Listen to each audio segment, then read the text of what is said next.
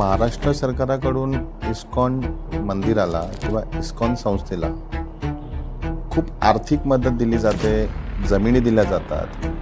मग आपल्याला महाराष्ट्र सरकाराकडून आर्थिक मदत कधी आलेली आहे का?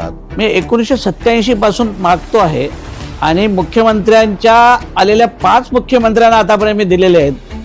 अरे गौशाळेला जागा देत नाही तर मंदिरात तर दूरच.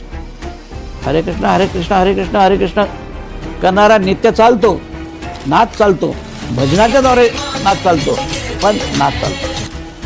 परंतु हा नाच हा भगवान कृष्णाला आवडतो म्हणून आम्ही त्या गोष्टीला हा करतो. परंतु आध्यात्मिक आलेला पैसा आमचा बाहेर का जातो हा एक सगळ्यात मोठा प्रश्न आहे. बरोबर. कारण जे मंदिर बनतायत त्याला आमचेच उद्योगपती बनवून देत असतात, त्यांच्याच पैशाने बनतो आणि तो बनल्यानंतर तिथं जमलेला जो पैसा असतो तो आमच्या देशात का लागत नाही, का आमच्या ब्राह्मणांसाठी सरकारकडे तो जमा होत नाही. बरोबर. सरकार फार ठिकाणी आपला कब्जा करतो आहे, मग का इस्कॉनवरती कब्जा नाही होत? माझा एकदम ठोक दावा आहे.